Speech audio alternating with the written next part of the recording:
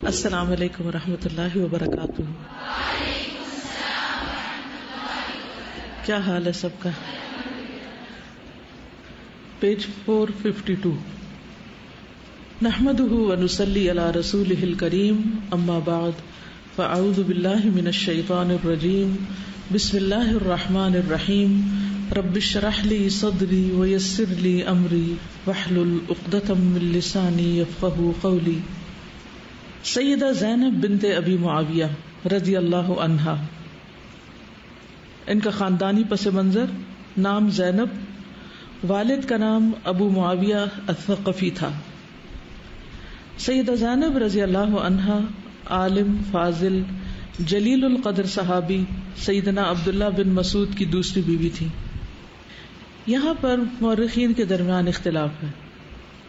ان کے کہنے کے مطابق وہ دوسری بیوی تھی، جبکہ بعض نے یہ لکھا ہے کہ ریتا جو ان کی پہلی بیوی جس کا نام بتایا پچھلی صحابیہ جو ہم نے پڑھی، یہ دراصل انہی کا لقب تھا، یعنی زینب ہی کا دوسرا نام ریتا تھا. تو اس سے لوگوں کو یہ شبہ ہوا کہ شاید یہ دو الگ الگ خواتین ہیں، کیونکہ دونوں کے کام اور دونوں کی چیزیں جو ہیں وہ باہم ملتی جلتی ہیں، تو یوں محسوس ہوتا ہے کہ شخصیت ایک ہی ہے. سیدنا عبداللہ بن مسعود رضی اللہ عنہ نے اپنے آپ کو نبی کریم صلی اللہ علیہ وسلم کی خدمت کے لیے وقف کر دیا تھا. انہیں رسول اللہ صلی اللہ علیہ وسلم کے ساتھ رہنے کا شرف حاصل تھا. انہوں نے اپنی زندگی کو رسول اللہ صلی اللہ علیہ وسلم کے اشارے کی مرہون بنا رکھا تھا، یعنی جیسے آپ کہیں ویسے ہی وہ کرتے تھے. رسول اللہ صلی اللہ علیہ وسلم کی مسواک، آپ کا تکیہ، آپ صلی اللہ علیہ وسلم کے جوتوں کو اٹھانا، یعنی سفر کے دوران خاص طور پر سیدنا عبداللہ بن مسعود کے ذمے تھا، یعنی وہ ان کاموں پر مامور تھے. زمین کے اوپر اور آسمان کے نیچے رسول اللہ صلی اللہ علیہ وسلم کے چہرے انور کے دیدار کو اپنی آنکھوں کا سرما بنانے سے بڑھ کر بھی کیا کوئی سعادت ہو سکتی ہے؟ سیدنا عبداللہ بن مسعود کو سفر اور حضر میں کوئی چیز رسول اللہ صلی اللہ علیہ وسلم سے دور نہیں رکھتی تھی، کیونکہ یہ کوئی اور کام نہیں کیا کرتے تھے. ہر وقت انہیں نبی صلی اللہ علیہ وسلم کی صحبت کا شرف حاصل ہوتا. سیدنا عبداللہ بن مسعود چونکہ اکثر و بیشتر اوقات رسول اللہ صلی اللہ علیہ وسلم کے پاس رہتے اور آپ کے فرمودات سے مستفید ہوتے رہتے، اس لیے انہیں دیگر صحابہ کی نسبت قرآن حکیم اور فقہی مسائل پر زیادہ عبور حاصل تھا، کیونکہ یہ فل ٹائم اسٹوڈنٹ تھے، ہر وقت ان کا کام سیکھنا ہوتا تھا. اور انہیں یہ اعزاز رسول اللہ صلی اللہ علیہ وسلم کی خدمت میں زیادہ حاضری کی بنا پر میسر آیا تھا. ان کے بارے میں یہاں تک آتا ہے کہ نبی صلی اللہ علیہ وسلم نے ان کو یہاں تک اجازت دے رکھی تھی کہ وہ آپ کی راز کی باتیں بھی سن لیں، الا یہ کہ آپ منع کر دیں. یعنی جو باتیں اوروں کو معلوم نہیں ہوتی تھی وہ ان کو معلوم ہوتی تھی. یہ بہت ہی قریبی صحابہ میں سے. جس طرح سیدنا عبداللہ بن مسعود کی بیوی سیدہ ریتا انہیں اخراجات مہیا کیا کرتی تھی، اسی طرح ان کی دوسری بیوی سیدہ زینب نے بھی اپنے خاوند عبداللہ بن مسعود کو اخراجات مہیا کرنے میں اپنی سوکن کا طرز عمل اختیار کیا. یہ یہاں ان کا خیال ہے کہ وہ دوسری خاتون تھی، جبکہ یہ وہی خاتون ہیں. دونوں سوکنوں نے اپنے خاوند کو اخراجات مہیا کرنے میں مشترکہ طور پر حصہ لیا اور اس شخص کو اخراجات مہیا کرنے میں باہمی طور پر تعاون کیا جس نے زندگی بھر کے لیے اپنے آپ کو رسول اللہ صلی اللہ علیہ وسلم کی خدمت کے لیے وقف کر دیا تھا. اس طرح انہوں نے اپنی زندگی کے اعلیٰ ترین مقصد کو پا لیا. ہر ایک کا اپنا اپنا ایک رول ہوتا ہے نا، سب لوگ سب کام نہیں کر سکتے. اگر ہر ایک ہی کام کرنا شروع کر دے تو پھر کام پورے نہیں ہو سکتے. تو اللہ سبحانہ وتعالیٰ نے بھی انسانوں کی جو تخلیق میں مختلف قسم کی ورائٹی رکھی ہے، یعنی کسی کو ذہنی صلاحیت زیادہ دی ہے، کسی کے اندر جسمانی قوت زیادہ ہے، کوئی بھاگ دوڑ کے کام زیادہ کر سکتا ہے، کوئی لکھنے پڑھنے کا کام زیادہ کر سکتا ہے، کوئی جنگ میں زیادہ بڑے کارنامے انجام دے سکتا ہے، کوئی شعر و شاعری کے میدان میں اپنی خدمات پیش کر سکتا ہے. جیسے صحابہ میں ہم دیکھتے ہیں کہ سب صحابہ ایک ہی کام نہیں کرتے تھے، ہر ایک کے ذمہ مختلف ڈیوٹیاں تھیں. اسی طرح اللہ تعالیٰ نے ایک اور تقسیم بھی رکھی ہے مرد اور عورت کی. مردوں کے ذمہ مختلف طرح کے کام ہیں، عورتوں کے ذمہ مختلف طرح کے کام ہیں. تو اصل میں نیت یہ ہونی چاہیے کہ ہم نے اللہ تعالیٰ کی عبادت کرنی ہے، فرما برداری کرنی ہے، اللہ تعالیٰ کو راضی کرنا ہے. اور اس کا صرف ایک ہی طریقہ نہیں ہوتا، اس کے کئی طریقے ہو سکتے ہیں. شرط یہ ہے کہ وہ اللہ تعالیٰ کی پسند، رضا اور حکم کے مطابق ہو. کھانا پکانا بھی ایک عبادت کا کام ہو سکتا ہے اگر اس میں نیت درست ہو اور انسان ان لوگوں کو کھلائے جو اللہ کی عبادت میں لگے ہوئے ہیں. اسی طرح کپڑے دھونا، گھر کے کام کاج کرنا یا اس کے علاوہ کوئی اور کام بھی کرنا. جیسے حضرت زینب کے بارے میں ہم دیکھتے ہیں کہ یہ کاریگر خاتون تھی، دستکار خاتون تھی، اپنے ہاتھ سے کچھ بنایا کرتی تھی جس کو سیل کرتی اور یہ ان کی آمدنی کا ذریعہ تھا. یعنی گھر کے کام کاج کے علاوہ کچھ اور کام بھی کرتی. اب یہ کام بنیادی طور پر تو مرد کی ذمہ داری ہے، لیکن اب یہاں پر آپ دیکھیے کہ یہ اتنی سمجھدار خاتون ہے کہ ان کو پتا ہے کہ ان کے شوہر ایک بہت اہم فریضہ انجام دینے میں لگے ہوئے ہیں. کیونکہ نبی صلی اللہ علیہ وسلم کے ساتھ جتنا بھی کوئی رہ لیتا، بہرحال ایک مختصر وقت ہی تھا، چند سالوں کی بات تھی. جو نبوت کے ملنے سے لے کر 22-23 سال کا عرصہ جو ہے، یہ ٹوٹل مدت تھی جو آپ صلی اللہ علیہ وسلم نے دنیا میں گزاری اور جس میں لوگوں کو تعلیم دی، جس میں پورا قرآن اور بہت سی احادیث اور بہت سے عملی زندگی کی مثالیں تھی. اس سارے علم کو رہتی دنیا تک کے انسانوں کے لیے محفوظ کرنا ایک بہت بڑا کام تھا، اور اس کے لیے ایسے افراد چاہیے تھے جو ہر فکر سے آزاد ہوں اور فل ٹائم یہ کام کر سکے. یعنی اسلام ہر ایک سے مطالبہ نہیں کرتا کہ وہ فل ٹائم دین کی خدمت کرے، لیکن کچھ لوگ ایسے ضرور ہونے چاہیے کہ جو ہمہ وقتی اس کام کو انجام دینے والے. کیونکہ عبداللہ بن مسعود کو نبی صلی اللہ علیہ وسلم کے گھر جانے کی اجازت تھی، آپ کی راز کی باتیں سننے تک کی اجازت تھی تاکہ وہ میکسیمم آپ سے سیکھ سکے. یہ کام اس وقت تک ہو نہیں سکتا تھا جب تک عبداللہ بن مسعود کو معاشی ذمہ داری سے فراغت نہ ملتی. ویسے تو مرد کے لیے یہ اعزاز کی بات ہے، عبادت ہے کہ وہ باہر کا کام کاج کرے، حلال کمائی کمائے اور ان تمام چیزوں کو اپنے گھر والوں پہ خرچ کرے. یہ جو نان نفقہ مرد کا گھر والوں پہ خرچ کرنا ہے، یہ بہت بڑا اجر و ثواب کا کام ہے. اس کا ایک فریضہ بھی ہے اور فریضے کی ادائیگی بھی ہے اور اس کے لیے باعث اجر و ثواب بھی ہے اور اس کی ذمہ داری بھی ہے. لیکن یہاں ہم دیکھتے ہیں کہ وہ اپنی اس ذمہ داری کو چھوڑ کر ایک اور بڑی ذمہ داری ادا کرنے پہ لگے ہوئے ہیں. اور یہ صرف نبی صلی اللہ علیہ وسلم کے دور میں ہی نہیں، ہر دور میں ایسا ہو سکتا ہے کہ ایک رول پر ایک اور رول آ جائے، اور پھر جو دوسرا رول ہے اس کو بھی ہر کوئی نہیں ادا کر سکتا. ہر ایک کا یہ ٹیمپرامنٹ نہیں ہوتا اور ہر ایک کے اندر اتنی صلاحیت بھی نہیں ہوتی. دین کے علم کو سیکھنے کے لیے، اس کو یاد رکھنے کے لیے، اس کو آگے پہنچانے کے لیے جو صلاحیتیں درکار تھی وہ سب عبداللہ بن مسعود کے اندر تھی. اللہ تعالیٰ نے انہیں اس کام کے لیے چن لیا، اور پھر اللہ نے ان کو بیوی بھی ایسی دی جو ان کے لیے اس کام میں مددگار تھی، کہ جس نے عبداللہ بن مسعود کی ایک بہت بڑی بھاری ذمہ داری کو اپنے سر لے لیا، اور وہ تھی اپنے گھر والوں کو نان نفقہ فراہم کرنا، اور اس طرح دوہرا اجر کمایا. تو ہمارا دین جو ہے وہ دین فطرت ہے، حالات کے مطابق اس میں تبدیلی ہوتی رہتی ہے. یعنی اگرچہ رول فکس میں ہے، ذمہ داریوں کی تقسیم بھی ہے، لیکن اس کے باوجود بوقت ضرورت ایک شخص کے نہ ہونے پر دوسرا شخص اس کی ذمہ داری بھی ادا کر رہا ہے، یا ایک شخص کے کسی اور اہم کام کے ادا کرنے کی وجہ سے دوسرا شخص اس کا کام کر رہا ہے. تو اصل مقصد کیا ہے ان سارے کاموں کو کرنے کا؟ اپنی ذمہ داری ادا کرنی ہو یا کسی اور کی ذمہ داری میں حصہ ڈالنا ہو، یا ایک رول ادا کرنا ہو یا دوسرے رول میں کام کرنا ہو، اصل مقصد کیا ہے؟ اصل مقصد تو اللہ کی رضا ہے، دین کی خدمت ہے، آخرت کے درجات حاصل کرنا ہے. تو جب تک ہمارے اندر یہ فلیکسیبلٹی نہیں ہوتی، جب تک ہمارے اندر یہ سوچ نہیں ہوتی، یعنی اپنی ذات اور اپنے ایک خاص مخصوص دائرے سے باہر نکل کے کام کرنے کی صلاحیت جب تک نہیں ہوتی، تو دین نہیں پنپتا.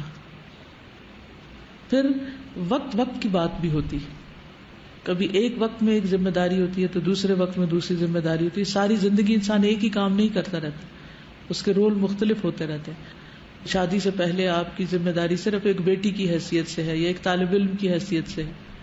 کچھ عرصے کے بعد جب شادی ہو جائے گی تو آپ کی ذمہ داری بڑھ جائے گی، آپ ایک بیوی بھی ہوں گی. پھر اب جب ماں بن جائیں گی تو آپ کی ذمہ داری مزید بڑھ جائے گی، اور اس کے ساتھ ساتھ امت مسلمہ کا ایک فرد ہونے کی حیثیت سے بھی ذمہ داریاں.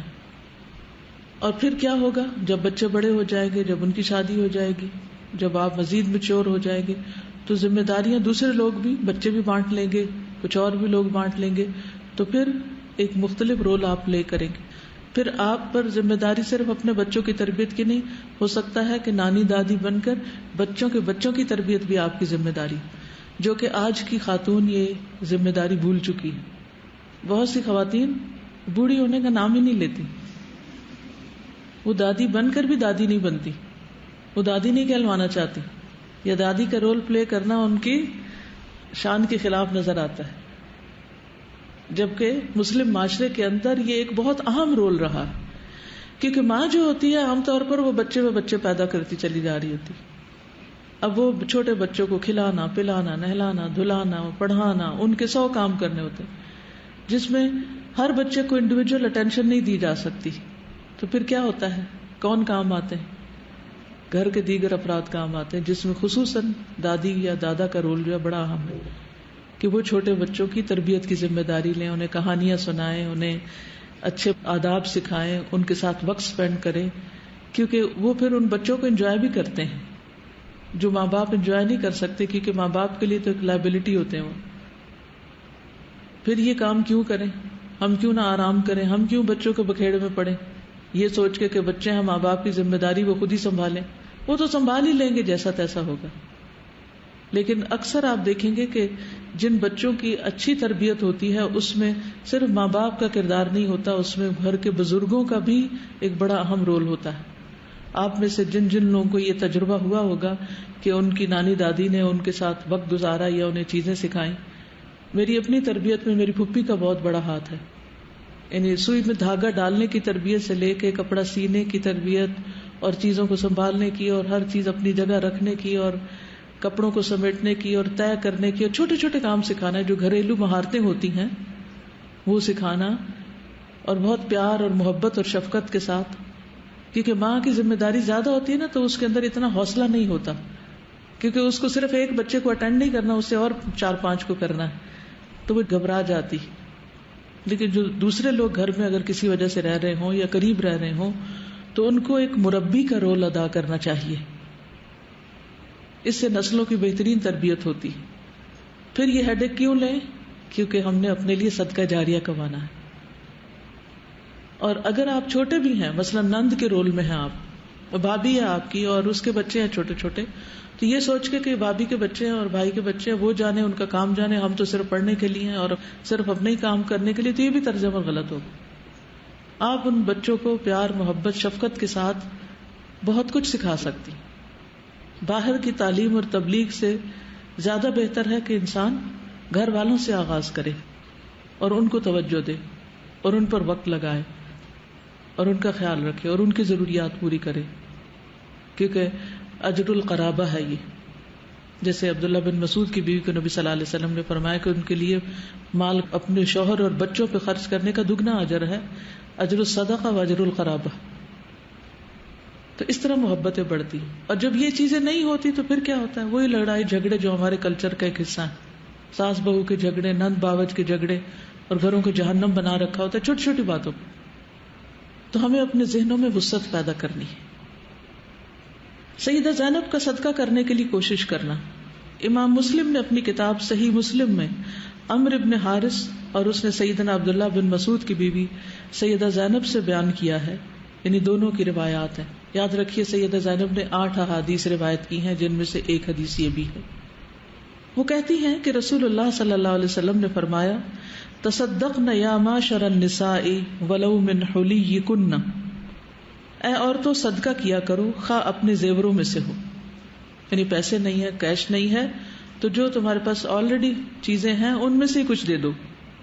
فرماتی ہے کہ میں عبداللہ بن مسعود کے پاس گئی اور اس سے کہا، آپ تنگ دست ہیں اور رسول اللہ صلی اللہ علیہ وسلم نے ہمیں صدقہ کرنے کے لیے حکم دیا ہے. آپ رسول اللہ صلی اللہ علیہ وسلم کے پاس جائیں اور آپ سے پوچھیں کہ کیا آپ کو خرچ مہیا کرنا میرے لیے کافی ہوگا، یعنی مجھے صدقے کا اجر و ثواب ملے گا، یا میں تمہارے سوا کسی اور مستحق پر خرچ کروں، یعنی باہر کے لوگوں کو دوں، غریبوں فقیروں کو، تو وہ میری طرف سے صدقہ ہوگا. فرماتی ہے کہ عبداللہ بن مسعود نے مجھ سے کہا کہ تم خود ہی رسول اللہ صلی اللہ علیہ وسلم کے پاس جاؤ. تو میں خود رسول اللہ صلی اللہ علیہ وسلم کے پاس گئی.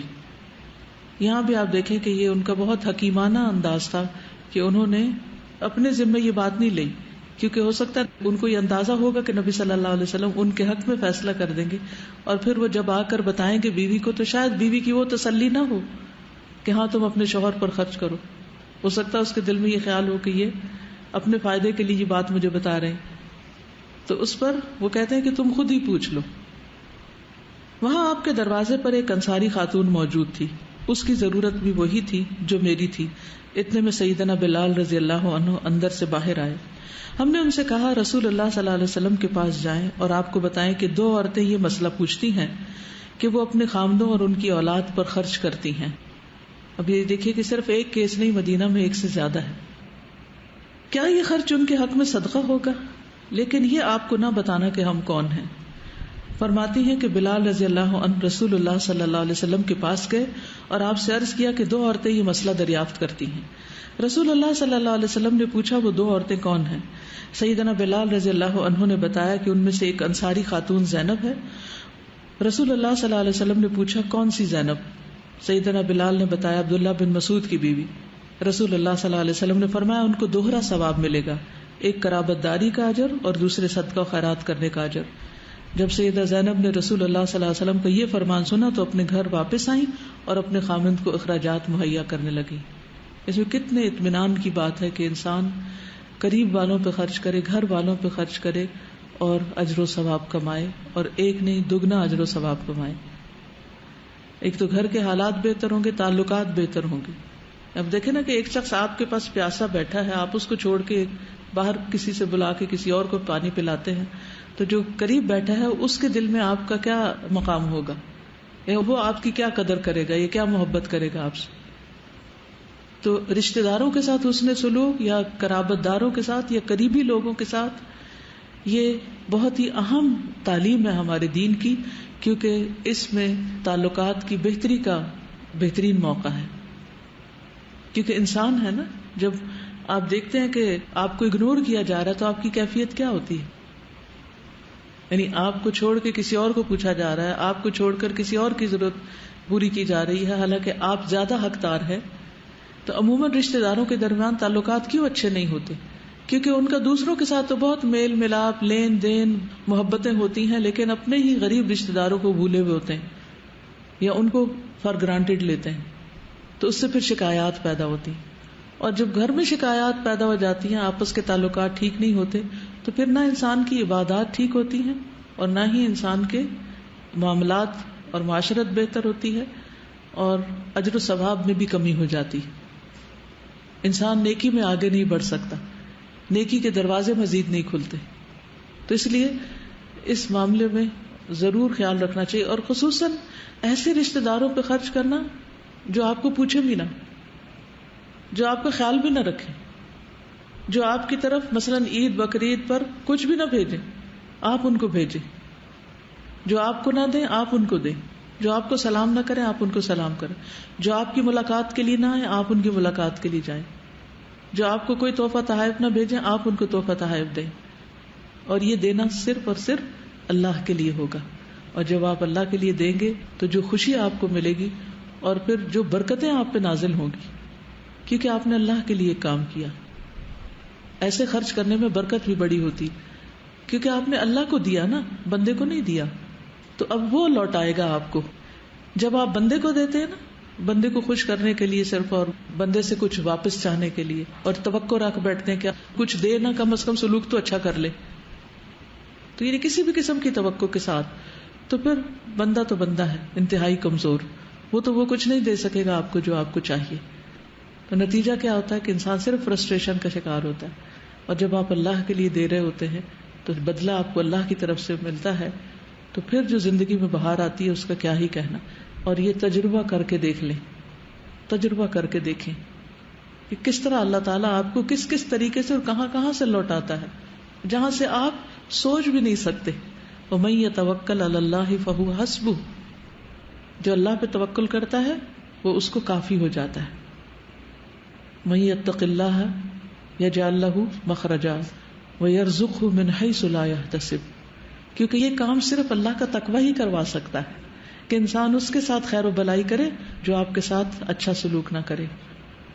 اور پھر ریپیٹیڈلی اچھا سلوک, کیونکہ ایک دفعہ آپ کرتے تو دوسرا سوچتا ہے کوئی مطلب ہے, پھر وہ اچھا نہیں کرتا آپ سے, آپ کو ٹیسٹ کرنے کے لیے آپ پھر بھی اچھا کرتے ہیں, وہ پھر تیسری دفعہ, پھر چوتھی دفعہ, ریپیٹیڈلی جب آپ ایک ہی چیز کو کر رہے ہوتے ہیں تو دوسرا بھی آخر سوچنے پہ مجبور ہو جاتا ہے کہ اس کے اندر کوئی مطلب نہیں ہے, یہ صرف اللہ کے لیے کر رہا ہے. اس کا دل بھی نرم پڑ جاتا ہے. اور اگر وہ نرم نہ بھی پڑے تو آپ یقین کیجئے کہ انسان اللہ تعالیٰ کی رحمتوں میں جب آتا ہے بہت سے حادثات سے بچ جاتا ہے, بہت سی بیماریوں سے بچ جاتا ہے, بہت سی مصیبتوں اور آفتوں سے بچ جاتا ہے جن کا ہمیں پتہ بھی نہیں ہوتا کہ وہ آنے والی ہیں, کیونکہ آپ کا سودا اللہ کے ساتھ ہے. تو کر کے دیکھیں, آزما کے دیکھیں اور پھر اس کے نتائج دیکھیں. ان کے ایک بیٹے بھی تھے جو کہ بہت بڑے محدث ہوئے, احادیث روایت کرتے تھے, لیکن عبداللہ بن مسعود کا جو مقام ہے وہ پچھلے لیکچر میں آپ کو بتا چکی ہوں. ان کے حالات یہیں پر ختم کرتے ہیں.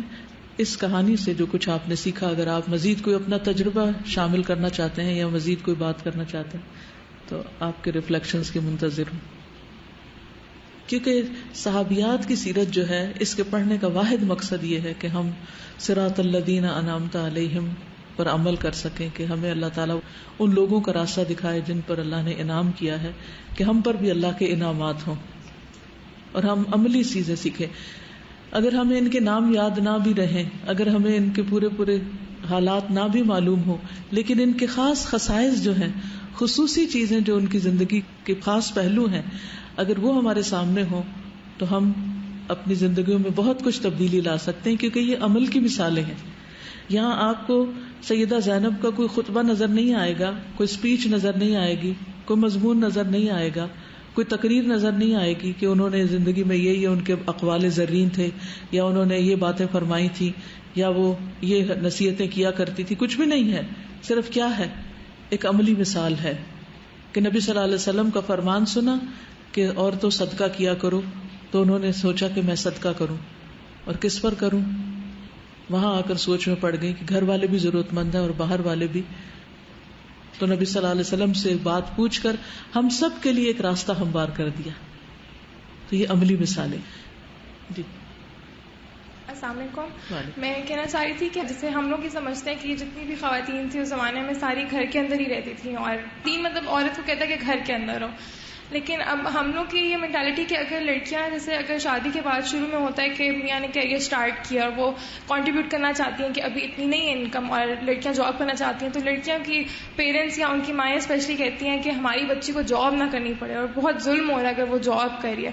تو بندہ اپنے پیرنٹس کو کیسے سمجھائے کہ اس میں کوئی حرج نہیں ہے اگر وہ تھوڑے عرصے کے لیے کنٹریبیوٹ کرنا چاہ رہی ہے. تو بالکل ایسا ہو سکتا ہے, بس صرف یہ ہے کہ یہ ضرور ساتھ یاد رکھا جائے کہ کوئی ایسا کام نہ کیا جائے جس میں شوہر اور بچے بالکل اگنور ہو جائیں یا نگلیکٹ ہو جائیں, کیونکہ اس میں ایک لحاظ سے آپ فائدہ پہنچا رہے ہیں اور دوسرے لحاظ سے آپ ان کو نقصان بھی دے رہے ہیں.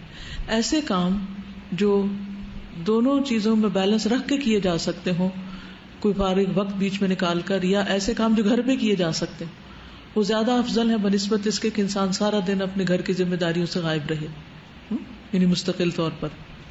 کیونکہ عام طور پر جو جابز ہیں آج کل خواتین کی, سوائے اس کے کہ اسکول میں ہیں یا کوئی پارٹ ٹائم کر رہی ہیں, بینکس کی جابز ہیں یا مختلف آفیسز میں جابز ہیں, تو آپ دیکھیں کہ صبح سے لے کے رات تک خواتین جو ہے وہ گھر سے غائب ہوتی ہیں, اور پھر بچے جو ہیں وہ بہت اگنور ہو جاتے ہیں اور بعض اوقات نفسیاتی مریض بن جاتے ہیں. تو ان چیزوں کا ضرور خیال رکھنا چاہیے. اور پھر باہر نکلنے کے جو تقاضے ہیں حیا کے اعتبار سے, اپنے نسوانیت کو برقرار رکھنے کے, اور جو حدود اور قیود اللہ تعالیٰ نے جو بتائی ہیں ہمیں باہر نکلنے کی, ان کا بھی لحاظ رکھے تو کوئی حرج نہیں ہے. یہ یاد رکھیے کہ والدین جو ہیں وہ ہمیشہ اپنے بچوں کے لیے بہتری ہی چاہتے ہیں, کیونکہ آپ کا سوال والدین کے حوالے سے ہے, لیکن شادی کے بعد والدین سے زیادہ شوہر کا حق ہوتا ہے. تو جس چیز پر شوہر راضی ہو اور جو شوہر کے مشورے کے ساتھ کیا جائے, اس میں اگر والدین نہ بھی اگری کرتے ہو تو کوئی حرج نہیں. ٹھیک ہے, بس سب سے پہلے اللہ تعالیٰ کی مرضی کے مطابق ہو وہ کام, اور اس کے بعد پھر یہ کہ آپس کے مشورے سے. جی السلام علیکم. وعلیکم السلام. حضرت زینب رضی اللہ تعالیٰ عنہا کا جو ہم کنٹریبیوشن پڑھ رہے تھے بھی, وہ نان نفقہ پرووائڈ کرنا ایک طرح سے, جبکہ جو شوہر ہیں وہ بھی ایک دین کی خدمت میں مصروف ہیں, جس وجہ سے وہ اس ذمہ داری کو انہوں نے اپنے سر لیا. تو ابھی آج کل کے دور میں ہم دیکھیں تو نان نفقے کی بات سے بہت زیادہ بھی موجود ہو، لیکن ہم معیار زندگی کو بلند کرنے کے لیے یا بلند سے بلند تر کرنے کے لیے خواتین جو پھر روزگار کے میدان میں آتی، اس حوالے سے آپ کیا کہیں گے؟ یہ درست نہیں، یعنی کہ صرف یہ کہ لگژری کے لیے یا وانٹس کے لیے کہ کسی چیز پہ جا کے انسان قناعت نہ کرے اور پھر صرف زندگی کی دوڑ میں شریک ہو جائے، یعنی بعض اوقات رشتہ داروں کے ساتھ کمپیٹ کرنا یا اپنے پیئر پریشر کی وجہ سے، تو اس کی گنجائش نہیں. السلام علیکم استاذہ، مطلب ہم لوگ تو کرنا چاہتے ہیں لیکن پیرنٹس اس چیز پہ ایگری نہیں ہوتے کہ ان رشتہ داروں کو دیا جائے کہ جو ہمیں نہیں دیتے، ہم سے میل جول نہیں رکھتے، اور ہم ان سے رکھنا چاہتے ہیں لیکن پیرنٹس نہیں مانتے. پیرنٹس کو ایجوکیٹ کریں، ان کو یہ سارے واقعات بتائیں جو احادیث بتائیں. ہمارے گھروں میں دینی تعلیم کا رجحان نہیں رہا. ہم تو یہاں آ کر یا کہیں بھی جا کر کچھ نہ کچھ سیکھ ہی لیتے ہیں اور پھر عمل کرنا چاہتے ہیں اور یک طرفہ طور پر، گھر والوں کو ساتھ لے کے نہیں. تو ایسی صورت میں جو بھی سیکھیں، دیکھیں ہماری کسی سے محبت کا سب سے بڑا معیار کیا ہے کہ ہم اس کی آخرت کی فکر کریں. ہم بعض اوقات یہ سوچتے ہیں کہ پیرنٹس ناراض نہ ہو جائیں، خفا نہ ہو جائیں، یا وہ مائنڈ نہ کر جائیں، یا ان کا دل نہیں توڑنا، یا ان کا دل چھوٹا ہو جائے گا، اس لیے ان کو حق بات نہیں بتاتے. لیکن ہم یہ بھول جاتے ہیں کہ یہ ان کے حق میں کتنی سخت نقصان دہ ہوگی قیامت کے دن. اب اگر رشتہ داروں سے کاٹا ہوا پیرنٹس نے فار ایگزامپل اور وہ اس پہ راضی نہیں، تو یہ کل قیامت کے دن ان کے لیے مصیبت کی بات ہو سکتی. تو اب آپ کہیں گے کہ وہ ایجوکیٹ ہونے پہ بھی راضی نہیں، تو اس کے بھی کئی طریقے ہو سکتے ہیں. ایک ہی لگا بندھا طریقہ نہیں ہو سکتا کہ ہم خود نصیحت کریں یا خود بات بتائیں. لیکچر کوئی سنوا سکتے ہیں، کہیں لے جا سکتے ہیں، کسی کو گھر بلا سکتے ہیں، یعنی کوشش کرتے رہیں اور اس کے فائدے بتائیں. دیکھیے جب انسان کو کسی چیز کا فائدہ پتہ چلتا ہے نا، یہ اللہ کے ساتھ تجارت ہے نا، یعنی اللہ کی راہ میں دینا. تو جب بندہ بندوں کے ساتھ تجارت کرتا ہے، دنیا میں بزنس کرتا ہے کسی کے ساتھ، تو وہاں سے بھی آمدنی کا اس کو توقع ہوتی ہے، تو اپنا مال لگاتا ہے، اپنا سرمایہ لگاتا ہے. تو اسی طرح آخرت کے لیے سرمایہ لگانا جس کی برکات صرف آخرت میں نہیں دنیا میں بھی اترتی. جو ہماری فیملی میں جیسے آج کل چل رہا ہے کہ مطلب پیرنٹس بھی ہمارے ایگری ہیں لیکن کچھ رشتہ دار جن سے جیسے ڈائیورس وغیرہ ہو گئی، کچھ ایسا ہو گیا، تو اب والدین تو چاہ رہے ہیں کہ ان لوگوں سے رشتہ دوبارہ قائم کریں، لیکن جو برادری ہے، جو اور لوگ ہیں، وہ اس طرح سے چھوڑنے نہیں دیتے. ایک وہ چیز، اور دوسرا اگر ہم چھپ چھپا کے اگر اپنے ریلیٹیوز کے ساتھ کر رہے ہیں تو کیا وہ غلط ہوگا؟ نہیں، کیوں غلط ہوگا؟ اور ریلیٹیوز کو دینا بھی چھپ چھپا کے ہی چاہیے، کیونکہ بہت دکھا کے اور وہ نہیں، مطلب بالکل ایسے کہ امی ابو کو نہیں پتا ہے ہم دے رہے ہیں، لیکن اگر انہیں ذرا سا بھی اندازہ ہو جائے پھر وہ ڈانٹتے ہیں کہ کیوں تم لوگ ایسا کر رہے ہو. ڈانٹ کھا لیں اور دینے کا فائدہ بتائیں. پچھلے دنوں میں کسی کے ساتھ تھی تو وہ اپنا تجربہ بتا رہے تھے کہ ان کی بڑی محدود قسم کی انکم تھی اور ان کے پیرنٹس کی اچانک جاب چلی گئی، تو انہوں نے اپنی بیوی سے بات کر کے اپنی ہی آمدنی کو سکویز کر کے تھوڑا سا اپنے پیرنٹس کو خرچہ بھیجنا شروع کیا، کیونکہ اب جاب نہیں تھی. تو تھوڑے ہی دنوں میں ان کو اتنی زبردست آفر آئی ایک اور جاب کی کہ کئی گنا زیادہ ان کی پے بھی اور اس کے ساتھ فیسلٹیز بھی. تو وہ کہتے ہیں کہ میرا 100% اس بات پہ یقین ہے کہ یہ مجھے والدین کے ساتھ حسن سلوک کا صلہ ملا، ورنہ میں بڑے عرصے سے اس چیز کی تلاش میں تھا اور مجھے کوئی ایسی چیز نہیں یعنی میرے سامنے آئی. تو بعض اوقات دینا اور پہل کرنا مشکل لگتا ہے، تو اس طرح کے واقعات ہماری بڑی ہمت بندھاتے ہیں. تو آپ کی زندگی میں بھی واقعات ہوں گے کہ جب آپ نے چھپ کے کسی کے ساتھ خیر کی، رشتہ دار کے ساتھ کی، آپ کو کیا ریٹرن ہوا. وہ اپنے تجربے شیئر کریں تو انشاءاللہ ان کا بھی حوصلہ بڑھے گا. اچھا ان کو یہ ملا، ہم بھی کچھ کرتے ہیں کہ ہمیں بھی کچھ ملے. واقعی جو اللہ تعالیٰ کے لیے جو دینا ہوتا ہے نا، وہ آپ بیان نہیں کر سکتے کہ وہ آپ کو ریٹرن کیا ملتا ہے. بالکل، صرف ملتا ہی نہیں بلکہ جو آفات اور مصیبتیں دور ہوتی ہیں وہ ان کا تو کیا ہی کہنا.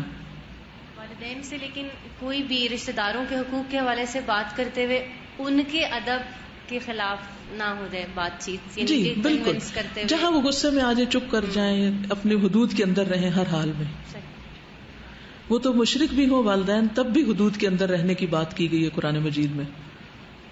استاذہ ابھی جب ہم نے پڑھا کہ عبداللہ بن مسعود نے اپنے آپ کو نبی صلی اللہ علیہ وسلم کی خدمت کے لیے وقف کر دیا اور پھر اس کے نتیجے میں انہوں نے بے انتہا اس کے اجر اور ثمرات دیکھے، پھر اس کو آپ نے بڑے احسن طریقے سے رشتوں کے حوالے سے بیان کیا کہ ہم ڈفرینٹ کیپیسٹی میں، جیسے خصوصاً نند، بھابھی اور ساس وغیرہ کے جو رشتے ہیں، تو پریکٹیکلی آج کل میں دیکھتی ہوں کہ ایون دینی اداروں میں جانے والی طالبات بھی ایک سوال بڑے خشوع و خضوع کے ساتھ کرتی ہیں کہ یہ جو ساس صاحبہ کی خدمت ہے، کیا یہ ہم پر فرض ہے, کیا یہ ہمارا شرعی فرض ہے, کیا یہ ہمارا اخلاقی فرض ہے.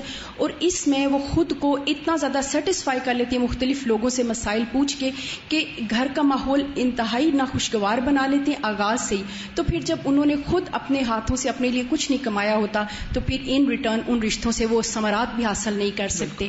تو پہلے جو ہے وہ ہمیں کچھ دینا ہوگا, غیروں کو دینے سے بھی ملتا ہے تو اپنوں کو دینے سے تو ضرور. یعنی والدین کے ساتھ چاہے اپنے ہوں یا شوہر کے ہوں, ان کے ساتھ صلہ رحمی, حسن سلوک, ان کی خدمت آپ کو زندگی میں وہ کچھ دے گی جو اس کے بغیر کوئی اور نیکی سے شاید آپ کو نہ ملے. جی استاذہ, اس میں تھا کہ حضرت زینب نے اپنے ہسبینڈ کو اتنا زیادہ سپورٹ کیا اور ایک دفعہ بھی کبھی احسان نہیں جتلایا. اور میں یہ سوچی تھی کہ ہماری جو آج کل کی سوسائٹی میں وائفز ہوتی ہیں وہ اپنا چاہے کمائیں بھی, ان کو پیرنٹس سے بھی ملے, ان کا اچھا خاصا خود بھی سارا کچھ پورا ہو رہا ہو, لیکن وہ پھر بھی کہتی ہیں کہ ہم ڈیزرو کرتے ہیں ہمارا ہسبینڈ ہمیں سپورٹ کرے چاہے وہ اس حالت میں نہ بھی ہو. اور وہ اپنے ہسبینڈ کو کبھی سپورٹ نہیں کرتی ہیں کہ وہ یہ سمجھتے ہیں کہ ہماری ذمہ داری ہے ہی نہیں, چاہے ہم ان سے زیادہ کما رہے ہیں یا ہمارے پاس ان سے زیادہ وسائل ہیں, لیکن ان کو دینا ہمارے فرض میں نہیں آتا. قانونی طور پہ تو نہیں ہے, لیکن گھر جو ہے وہ قانون کی بنیاد پہ نہیں چلا کرتے. رشتے جو ہیں وہ صرف اصول, ضابطے اور قاعدوں سے نہیں چلا کرتے, وہ حسن سلوک کے ساتھ ہوتے ہیں. اور خاص طور پر اگر شوہر دین کی خدمت میں لگا ہوا ہے, دین کے کام میں لگا ہوا ہے اور دین کی وجہ سے قربانیاں کر رہا ہے, اور عورت کو کسی بھی لحاظ سے اللہ نے وسعت دی ہے, تو پھر فریضہ بنتا ہے کہ پہلے وہ اس کو لک آفٹر کرے, جیسے اس مثال میں ہم دیکھتے ہیں. حضرت خدیجہ کی مثال بہت بڑی مثال ہے ہمارے سامنے کہ کس طرح حضور صلی اللہ علیہ وسلم کی انہوں نے ہر لحاظ سے مالی مدد کی. وہ مالدار ترین خاتون تھی مکہ کی, اور نبی صلی اللہ علیہ وسلم فل ٹائم دین کی خدمت میں لگے ہوئے تھے, اور وہ مالی اعتبار سے آپ کو سپورٹ کرتی تھی. اور یہاں ایک دوسری خاتون بھی حضرت زینب کے ساتھ وہاں پہنچی ہوئی ہیں یہی مسئلہ پوچھنے کے لیے, کیونکہ ایکسیپشنل کیسز ہر جگہ ہوتے ہیں. اور کوئی استاذ, اس کے لیے بھی تو کتنا ضروری ہے کہ لائک مائنڈیڈ لوگوں کے ساتھ ہی بندہ کوشش کرے کہ انسان کے رشتے جڑیں, کیونکہ آج کل اس سے بہت زیادہ ہے کہ اگر عورتیں جاب کرتی ہیں اپنی پورے خلوص نیت اور نیک نیتی کے ساتھ بھی کرتی ہیں, تو شوہر گھروں میں بیٹھ جاتے ہیں, آرام کر رہے, بالکل بادر ہی نہیں کرتے.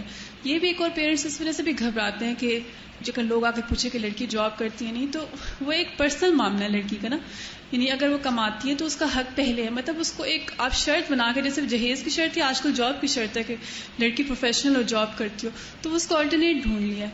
تو اگر آپ کے شوہر بھی اسی طرح کے ہیں کہ جو لائک مائنڈیڈ ہے, جو دین کی خدمت کرنا چاہتے ہیں, تب تو بہت اچھی بات ہے. لیکن اگر اس طرح کا مائنڈ سیٹ نہیں ہے, اسے ایک مس یوز کرنے کا مائنڈ سیٹ ہے, تو میں نے ایک جگہ ایگزامپل پڑھی تھی کہ ایک اور صورت ہوتی جی کہ جیسے موم کی ہوتی نا موم بتی, دونوں طرف سے اس کو آگ لگا دی جائے, ایسا عورت کا معاملہ ہوتا ہے کہ گھر بھی وہ سنبھالے, بچے بھی وہ سنبھالے, جاب بھی وہ کرے, تو وہ بہت جلدی جو ہے وہ یوز ہو جاتا ہے, جیسے دونوں طرف سے آگ لگے. بالکل صحیح کہا آپ نے. یہ تو دوسروں کو ابیوز کرنے والی بات ہے, اور پھر اللہ تعالیٰ تو دیکھتا ہے کہ کون کس کے حق کو کس طرح ضائع کر رہا ہے, کیونکہ شوہر سے اس کے بارے میں پوچھا جائے گا. السلام علیکم. قوام کی بات ہوئی ہے تو اسی سے ریلیٹڈ میں نے ایک کوشچن پوچھنا تھا کہ قوام کی بیسیکلی اسی لیے ہوتا ہے کہ وہ خود کماتا ہے اور گھر والوں پہ, بیوی بچوں پہ خرچ کرتا ہے. تو کیا اگر ہسبینڈ مصروف ہو تو مینجمنٹ کی اگر ذمہ داری, یعنی کس مد میں کتنے پیسے دینے, اگر وہ خاتون کرے تو کیا اس سے بھی وہ برکت, گھر میں کہتے ہیں کہ خواتین خرچ کریں تو وہ اٹھ جاتی ہے, تو کیا اس یہ ہمارا کلچرل کانسیپٹ ہے. اگر کسی جینوئن ریزن کی وجہ سے عورت کے اوپر ذمہ داری آئی ہوئی ہے اس میں کوئی حرج نہیں ہے, کسی کو تو کرنا ہی ہے. بعضوں کا شوہر کی ڈیتھ ہو جاتی ہے, بعضوں کا شوہر بیہائنڈ دا بار چلا جاتا ہے, یا کوئی ایسا مسئلہ پیدا ہو جاتا ہے کہ جس میں ذمہ داری بہرحال عورت چاہے یا نہ چاہے اس پر آ ہی جاتی ہے. کمائی تو اسی کی ہوگی, ارننگ تو وہی کر رہے, لیکن مینجمنٹ لائک کس مد میں کتنے دینے ہیں, یا ایک تو آپس کا مشورے کے ساتھ جو بھی طے کریں, کوئی حرج نہیں. کیونکہ بعض اوقات شوہر کا کام ہوتا ہے اور وہ کام اتنا زیادہ ہوتا ہے, وہ اتنا مصروف ہوتا ہے کہ گھر کی مینجمنٹ, یعنی کیا خرچ کرنا ہے, کتنا لانا ہے, کتنا کرنا ہے, گروسری کرنی ہے یا اور بچوں کی ضروریات پوری کرنی ہے, تو وہ ٹوٹلی عورت کے ذمہ آ جاتی ہے, تو اس میں بھی کوئی حرج نہیں. جی میں آپ سے ایک بات کر رہی ہوں. ماشاء اللہ ساری بیٹیاں ہی ہماری بیٹھی ہوئی ہیں, تو جب رشتے آتے ہیں تو وہ تو پہلے یہ پوچھتے ہیں یعنی کہ دین کی کتنی تعلیمات ہیں, پروفیشنل کیا ایجوکیشن ہے, ٹھیک ہے. پھر وہ اس طرح سے جب وہ شادیاں ہو جاتی ہیں تو چاہے وہ ٹھیک ٹھاک کمانے والا شوہر ہو کوشش یہی ہوتی ہے کہ وہ اس کو بیوی کو نہ دیا جائے. یہ بہت مطلب دیکھنے میں آیا آج کل. اور وائف کرنا چاہیے وائف خود کمائے اور وہ بھی ان کے اوپر خرچ کرے. یہ تو بہت ہی رانگ مینٹالٹی ہے. یہ مطلب کیا اس میں وہ اس طرح سے اس کو کرنی چاہیے, جاب کما کے دینا چاہیے, اس کے اوپر کوئی ذمہ داری نہیں. اگر وہ نہ کرنا چاہے تو کوئی گناہ نہیں ہے اس پر, لیکن اگر حالات اتنے تنگ ہو کہ اس کو کہیں سے بھی کچھ نہیں مل رہا اور مجبوری میں کر رہی ہے تو اس کے لیے اجر ہے. گھر کا ماحول صحیح کرنے کے لیے. ہاں جی, کیونکہ یہ یاد رکھیے کہ اصولی طور پر عورت پہ ذمہ داری نہیں ہے, لیکن شوہر اور بیوی کا رشتہ آپس میں مفاہمت کا اور مشاورت کا رشتہ ہوتا ہے, جس میں گھر کے حالات کو کہاں کیا خرچ کرنا ہے, نہیں کرنا, کس نے کام کرنا ہے, کون سا کام کون کرے گا. تو یہ ڈیوٹیز جو ہیں ان کی تقسیم آپس کے مشورے سے ہوتی. بعض اوقات عورت مرد کی کچھ ذمہ داریاں لیے ہوئے ہوتی ہے اور بعض اوقات مرد عورت کی بھی کچھ ذمہ داریاں لیے ہوئے ہوتا ہے. جیسے بچے پیدا ہوتے ہیں, عورت بیمار ہو جاتی ہے یا سب کچھ نہیں دیکھ پاتی, تو شوہر کو بعض اوقات کھانا تک بنانا پڑ جاتا ہے یا کھانا لانا پڑتا ہے یا بچوں کے پیمپر چینج کرنے پڑتے ہیں یا اور اسی طرح کے کئی کام کرنے پڑتے ہیں. تو یہ بنیادی طور پر مرد کی ذمہ داری تو نہیں, لیکن ایسی مجبوری کی صورت میں مرد اگر کرتا ہے تو اس کے لیے بھی اجر ہے. جی استاذہ, مجھے یہ لگ رہا تھا کہ یہ جو واقعہ اس سے ہمیں یہ پتہ چلتا ہے کہ ہمارے دین میں بہت وسعت بھی ہے, اور دوسری بات یہ کہ شرعی حدود کے اندر رہتے ہوئے ایک بیوی جو ہے وہ اپنے شوہر کو سپورٹ کر سکتی ہے. یعنی اس چیز کی گنجائش ہمیں اس میں مل رہی ہے, اور وہ سپورٹ کبھی کسی طرح اور کبھی کسی طریقے سے ہوتے. کبھی ہو سکتا ہے اسے ارن کرنا پڑ جائے, کبھی سائیکولوجیکل ہو سکتی ہے, کبھی کوئی اور ہو سکتی ہے, شوہر بیمار ہو سکتا ہے تو اس کو سپورٹ دینی پڑتی ہے, اس کی خدمت کر کے ہو سکتی ہے, اور طریقوں سے ہو سکتی ہے, یا کچھ اس کی ذمہ داریوں کو نصف بانٹ کے ہو سکتی ہے. یعنی شرعی حدود جو ہے ان کا خیال رکھتے ہوئے اگر بیوی اور شوہر کو سپورٹ کرتی ہے یا شوہر کی بعض ذمہ داریوں کو بانٹ لیتی ہے تو اس کے لیے اجر ہے. بالکل. کیا شوقیہ طور پر جاب کر سکتے ہیں؟ اگر حالات اجازت دیتے ہوں تو کر سکتے ہیں. یعنی جاب صرف ضرورت کے لیے نہیں کی جاتی, جاب اس لیے بھی کی جاتی یا کام اس لیے بھی کیا جاتا ہے کہ انسان کو اللہ نے جو صلاحیت دی ہے, جو علم دیا ہے, جو کاریگری دی ہے, اس سے وہ دوسروں کو فائدہ پہنچائے. یعنی خیر الناس من ینفع الناس, لوگوں میں سب سے بہترین وہ ہے جو دوسروں کو فائدہ پہنچائے. مثلاً یہ کہ آپ کے پاس دین کا علم ہے اور آپ دوسروں کو سکھا سکتے ہیں, اور گھر میں آپ کے کوئی کام نہیں ہے, آپ فارغ ہیں, کبھی یہاں سے اٹھتے ہیں وہاں بیٹھ جاتے ہیں, وہاں لیٹ جاتے ہیں, وہاں سو جاتے ہیں, اور کبھی کچھ پکا لیتے ہیں, کھا لیتے ہیں, یا بازار گھوم پھر لیتے ہیں, یا پارٹیاں اٹینڈ کرتے رہتے ہیں. تو اس سے بہتر کون سی زندگی ہے کہ جس میں انسان کسی کو کچھ سکھائے, خواہ اس کے عوض کچھ مال نہ کمائے. ٹھیک ہے, تو دوسروں کو فائدہ پہنچانے کی ذہنیت ہونی چاہیے, چاہے وہ علم سے فائدہ پہنچائیں یا کسی ہنر سے یا مال سے یا جسمانی خدمت سے, کسی بھی طرح. سیدنا زینب کے حوالے سے ایک واقعہ اور بھی ملتا ہے, وہ بھی سائیڈ نوٹ کے طور پر آپ سے ذکر کروں گی. حضرت عبداللہ بن مسعود جب گھر تشریف لاتے تو باہر سے ہی کھنکارتے اور بلند آواز سے کچھ بولتے تاکہ اہل خانہ کو ان کے آنے کی خبر ہو جائے. سنن ابو داؤد میں ہے, حضرت زینب کہتی ہیں کہ ایک مرتبہ حضرت عبداللہ بن مسعود کھنکارتے ہوئے اندر آئے. اس وقت ایک بوڑھی عورت مجھے تعویذ پہنا رہی تھی. میں نے ان کے ڈر سے اس کو پلنگ کے نیچے چھپا دیا. ان کو بخار تھا. کہتے ہیں کہ ایک اور روایت سے پتہ چلتا ہے کہ بخار تھا جس سے ان کا پورا جسم جو تھا وہ سرخ ہو رہا تھا. حضرت عبداللہ میرے قریب بیٹھ گئے اور میری گردن کی طرف دیکھ کر پوچھا کہ یہ دھاگا کیسا ہے. میں نے کہا یہ دھاگا مجھے دم کر کے دیا گیا ہے. یہ سنتے ہی انہوں نے یہ دھاگا میری گردن سے توڑ کر پھینک دیا اور فرمایا تم عبداللہ کا خاندان ہو, تم شرک سے بے نیاز ہو. میں نے رسول اللہ صلی اللہ علیہ وسلم کو یہ فرماتے ہوئے سنا ہے کہ جھاڑ پھونک, تعویذ گنڈے اور اعمال حب شرک ہیں. اعمال حب یعنی دوسروں کی محبت, شوہر کی محبت حاصل کرنے کے لیے تعویذ وغیرہ پلانا شوہر کو. میں نے کہا کہ میری آنکھ میں چبھن محسوس ہوتی تھی, چنانچہ میں فلاں یہودی کے پاس دم کرانے کے لیے جایا کرتی تھی. اس کے دم کرنے سے مجھے سکون سا ہو جاتا. حضرت عبداللہ بولے یہ شیطانی عمل ہے. شیطان اپنے ہاتھ سے چبھن پیدا کرتا تھا, جب دم کر دیا جاتا تو ہاتھ روک لیتا. تمہارے لیے اس طرح کہنا کافی تھا جس طرح رسول اللہ صلی اللہ علیہ وسلم فرماتے تھے, اذهب البأس رب الناس واشف انت الشافی لا شفاء الا شفاؤک شفاء لا یغادر سقما. اے رب کائنات, تکلیف کو دور فرما دے اور تیری شفا ہی اصل شفا ہے. شفا عطا فرما کیونکہ تو ہی شفا بخشنے والا ہے. ایسی شفا عطا کر جس کے بعد کسی قسم کی تکلیف باقی نہ رہے.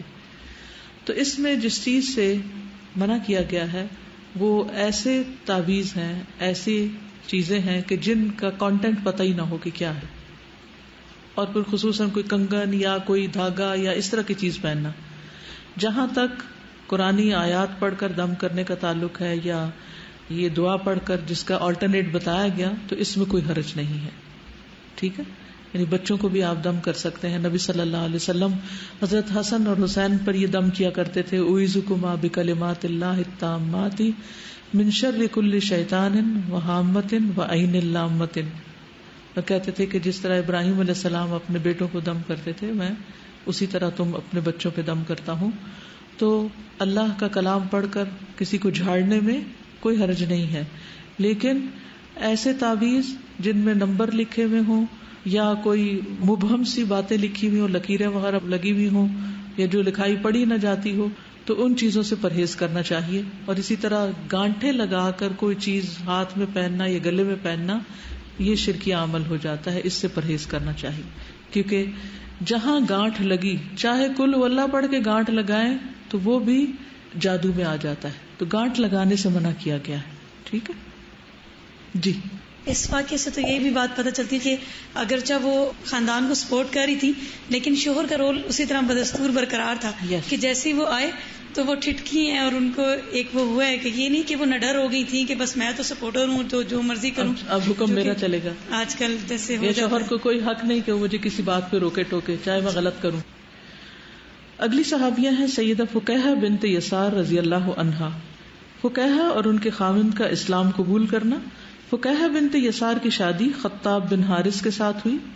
وہ حاطب بن حارث کا بھائی تھا. فقیہہ اور ان کے خاوند نے بہت سے لوگوں سے پہلے اسلام قبول کرنے کی سعادت حاصل کر لی تھی، یعنی سابقون الاولون میں سے تھے.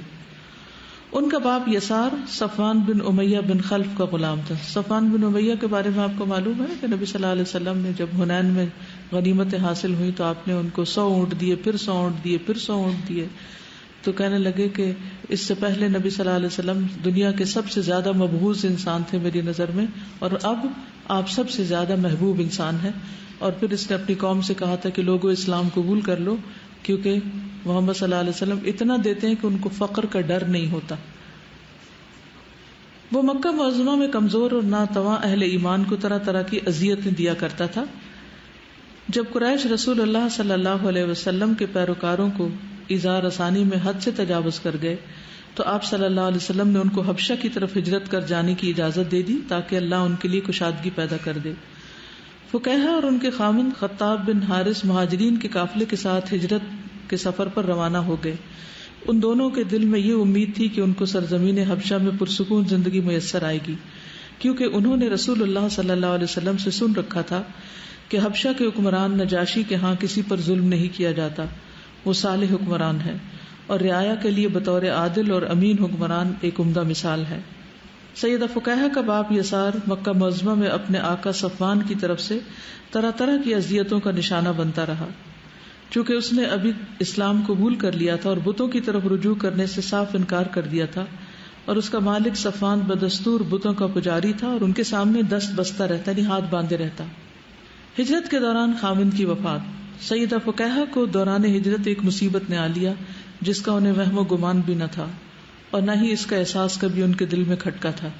ہوا یہ کہ دوران سفر سیدہ فقیہہ رضی اللہ عنہا کا خاوند قضاء الہی سے وفات پا گیا. وہ ابھی حبشہ پہنچا بھی نہ تھا کہ لقمہ اجل بن گیا. سیدہ فقیہہ کے لیے اب اس کے علاوہ کوئی راستہ نہ تھا کہ وہ دیگر مہاجرین کے ہمراہ اپنا سفر جاری رکھے، تو انہوں نے اپنے معاملے کو اللہ کے سپرد کیا.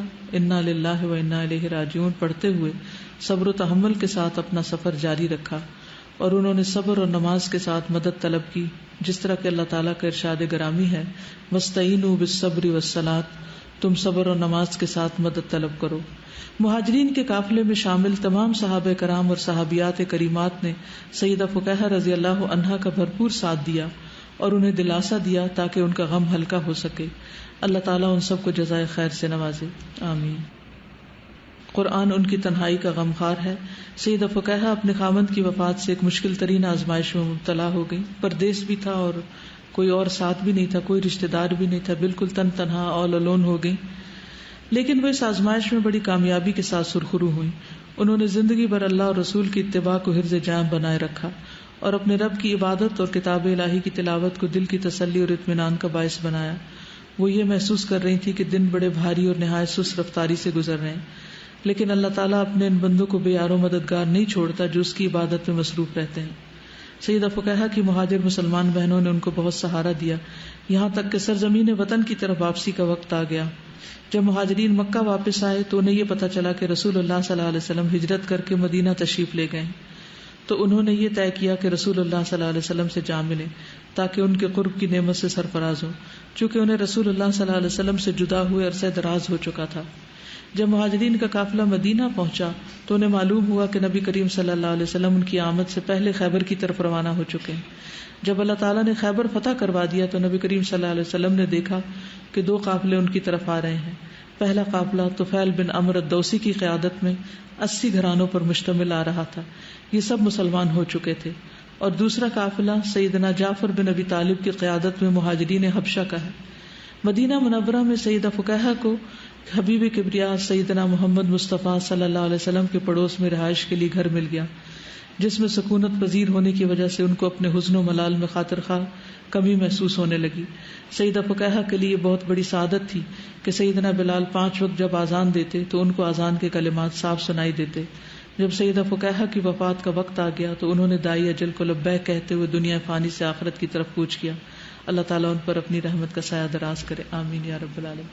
ان کی زندگی میں کوئی واقعات ہمیں نہیں ملتے سوائے اس کے کہ انہوں نے بہت ارلی سٹیج پر اسلام قبول کر لیا اور اس کے بعد ہجرت حبشہ کی، اور ہجرت کے دوران شوہر فوت ہو گیا اور باقی زندگی تنہائی میں گزار دی.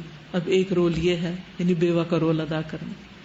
یعنی بعض اوقات خواتین ینگ ایج میں بیوہ ہو جاتی ہیں اور ساری زندگی کے لیے غم کے پہاڑ سر پہ ٹوٹ پڑتے ہیں، کیونکہ والدین بھی بعض اوقات نہیں رکھتے یا اور کہیں بھی کوئی ٹھکانہ نہیں ہوتا تو انسان تنہا رہ جاتا ہے.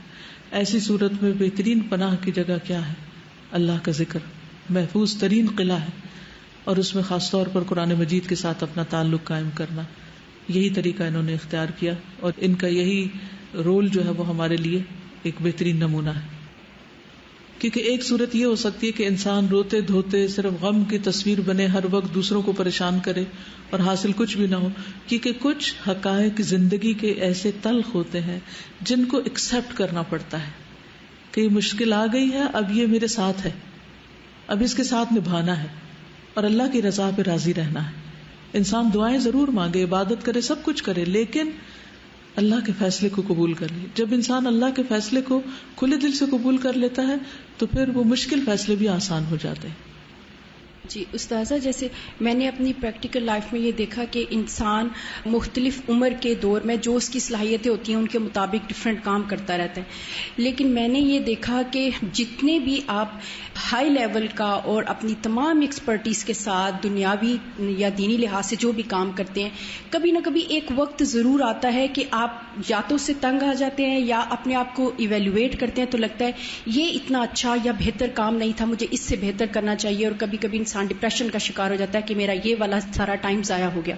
لیکن جو ذکر الہی اور قرآن پاک کی خصوصاً جو تلاوت ہے، اس میں ایک اتنی عجیب قسم کی انوویشنز ہیں کہ ایون جب مجھے قرآن پاک کا اس طرح سے ترجمہ نہیں آتا تھا اور مجھے ساتھ پڑھنا پڑتا تھا تو اس میں کبھی انسان کو بوریت نہیں ہوتی اور اللہ سبحانہ تعالیٰ کی طرف سے ایسی سیٹسفیکشن ہوتی ہے کہ اس کو کبھی آج کا دن اور کل کا دن ایک جیسے محسوس نہیں ہوتے. تو یہ ایک ایسی چیز ہے کہ جو خود انسان کو اور اس کے حالات کے مطابق وہ آپ کو اسٹرینتھ دیتی ہے اور آپ کے لیے نئے راستے کھلتے رہتے ہیں. بالکل. اس سے 2 آیتیں مجھے یاد آ رہی ہیں. ایک تو یہ کہ کتاب انزلناہ الیک مبارک، کتاب جسے ہم نے اتارا آپ کی طرف بڑی مبارک ہے، یعنی جو اس کے ساتھ تعلق قائم کرتا ہے اس پر برکتیں نازل ہوتی ہیں، اللہ کی رحمتیں آتی ہیں. اور دوسری وہ آیت قل بفضل اللہ وبرحمتہ فبذلک فلیفرحوا هو خیر مما یجمعون، کہہ دیجئے کہ اللہ کے فضل اور اس کی رحمت کے ساتھ چاہیے کہ خوش ہو جائیں. اور یہ کس کے لیے خوش ہو جائیں؟ ہر ایک کے لیے ہے جس کو بھی قرآن مل گیا. هو خیر مما یجمعون، وہ بہتر ہے ہر اس چیز سے جو لوگ جمع کر رہے ہیں.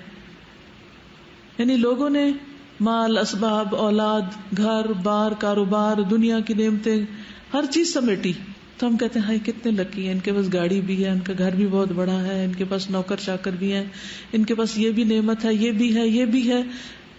2 بہنیں ہیں فار ایگزامپل، ایک کی شادی ہوئی اور اس کو زندگی کی ہر نعمت جس کو کوئی ڈریم کر سکتا وہ ملی، اور دوسری کی شادی ہوئی اور وہ تھوڑے دنوں کے بعد بیوہ ہو گئی اور کچھ بھی نہیں ملا اس کو، نہ بچے، نہ گھر، نہ کچھ اور. اب دیکھنے والے دنیا کی نظر میں کیسے کمپیئر کرتے ہیں؟ کس کو خوش قسمت سمجھتے ہیں؟ جس کے پاس سب کچھ ہے دنیا کا، اور دوسری جس کے پاس کچھ نہیں، ہائے بیچاری. لیکن ہائے بیچاری جو ہے اگر وہ قرآن کے ساتھ لگی ہوئی ہے تو میرے خیال میں وہ پہلی سے بھی زیادہ خوش قسمت ہے. هو خیر مما یجمعون، جو دوسرے سمیٹ رہے ہیں اس سے زیادہ بہتر دولت اس کے پاس آ گئی. لیکن ہم قرآن کو بس پھر کس طرح لیتے ہیں؟ صرف ایک سہارے کے طور پر کہ ٹھیک ہے اب کچھ اور کرنے کو نہیں تو یہی کر لیں. نہیں، اس پر بھی اللہ کا شکر ادا کریں کہ اللہ نے اگر کچھ لیا تو قرآن دیا اور اس سے بہتر نعم البدل دے دیا. اس کا یہ مطلب نہیں کہ انسان دنیا کی نعمتیں نہ مانگے اور یہ جن کے پاس ہیں اس کو برا بھلا کہے یا ان کو حقیر سمجھے. نہیں، انسان دعائیں کرے کہ ربنا آتنا فی الدنیا حسنۃ وفی الآخرۃ حسنۃ وقنا عذاب النار. اللہ تعالیٰ دنیا اور آخرت دونوں کی بھلائیاں عطا کرے، لیکن دنیا کی بھلائیوں میں بھی سب سے بڑی خیر اور برکت کی چیز قرآن ہی ہے. جب ہم کہتے ہیں نا ربنا آتنا فی الدنیا حسنہ، تو اس سے مراد صرف زیور کپڑا اور گھر بار نہیں ہے، اس سے مراد یہ دین کی نعمت بھی ہے.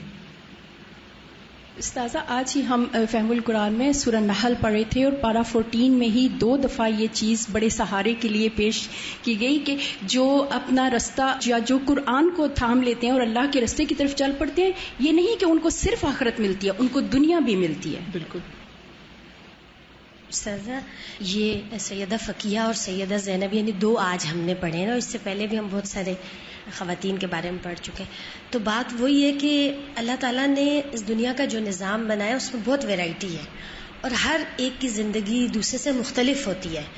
ہمارا مسئلہ یہ ہے کہ ہم ہر وقت مقابلہ کرتے رہتے ہیں اور ہر شخص چاہتا ہے وہ دوسرے کے جیسا بن جائے. حالانکہ اب اگر ہم تھوڑا سا غور کریں تو دونوں کے اوپر کچھ نہ کچھ آزمائش ہے.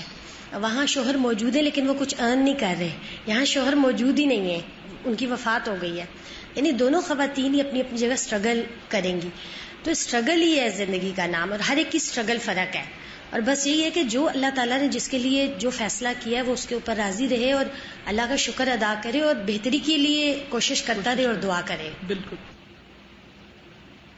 السلام علیکم استاذہ. مطلب اللہ تعالیٰ نے ہر نعمت دی لیکن اب سوائے قرآن پاک کے کچھ نہیں ہے. لیکن الحمدللہ لگتا ہے کہ سب کچھ ہے. اگر کسی کو اپنا ایکسپیرینس بتائیں یا اس کو قرآن کی طرف دعوت دیں گے، اگر آپ کی زندگی میں پریشانی ہے کچھ بھی، آپ ادھر آ جائیں سب کچھ ٹھیک ہو جائے گا.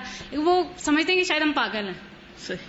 تو وہ اس چیز کو انڈرسٹینڈ نہیں کر پاتے کہ جو قرآن پاک میں حاصل. انہوں نے یہ مزہ چکھا ہی نہیں، تو کرنے سے پتہ چلتا ہے.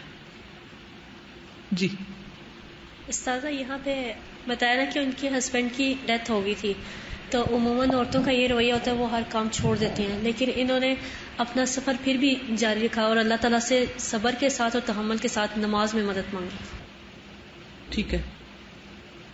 دونوں میں سے ایک تو یہ سبق سیکھا پہلے والے میں سے کہ گھر جو ہے وہ قانون قاعدوں سے نہیں چلا کرتے بلکہ حسن سلوک سے چلتا ہے. تو یہ ہمیں اپنے پلے باندھ دینا چاہیے کہ ہر وقت یہی نہ سوچتے رہے فرض کس کا تھا، ذمہ داری کس کا تھا. اور دوسرے جو ہے واقعے سے یہ ملا کہ دنیا نہ بھی ملی تو کوئی بات نہیں، مگر جسے قرآن مل گیا اسے سب سے بڑی خیر مل گئی. بالکل. تو اس کی طرف نظر ہونی چاہیے کہ ہمارے پاس کیا ہے، اور جسے قرآن مل گیا اسے سب کچھ مل گیا. اسے سب کچھ مل گیا. وہ جعفر بن طیار کا جو اس میں ذکر تھا کہ وہ ہجرت مدینہ سے اتنا عرصہ پہلے ایک پورا قافلہ لے کے گئے اور 7 ہجری میں میرا خیال ہے کہ وہ واپس لے کے آئے اور ایز اٹ از اس پورے گروپ کو وہ پھر اپنی قیادت میں واپس بھی لے کے آئے. اور حضور سے ان کی اتنی محبت تھی کہ جب پتہ چلا کہ وہ غزوہ خیبر کے لیے گئے ہیں تو وہاں خیبر ہی وہ چلے گئے اپنے قافلے کو لے کے. اور حضور پاک نے بھی اتنا اچھا ان کو کمپلیمنٹ دیا کہ مجھے سمجھ نہیں آ رہی کہ مجھے خیبر کے فتح ہونے کی زیادہ خوشی ہے یا جعفر بن طیار سے ملنے کی زیادہ خوشی ہے. بالکل. تو ان کا بھی ایک بڑا اچھا لیڈر کا رول ہے کہ انہوں نے 15 ایئرس یا اتنا ہی کم و بیش عرصہ اس کو سمیٹ کے رکھا اور وہاں اس کی مطلب یہ نہیں کہ منتشر ہو گئے وہاں جا کے اور ان کو وہ واپس لے کے آئے جب ایک کمیونٹی کے طور پر ان کو مستحکم ہوگی یہاں بنیادیں. جزاک اللہ خیرا. سبحانک اللہم وبحمدک اشہد ان لا الہ الا انت استغفرک واتوب الیک. السلام علیکم ورحمۃ اللہ وبرکاتہ.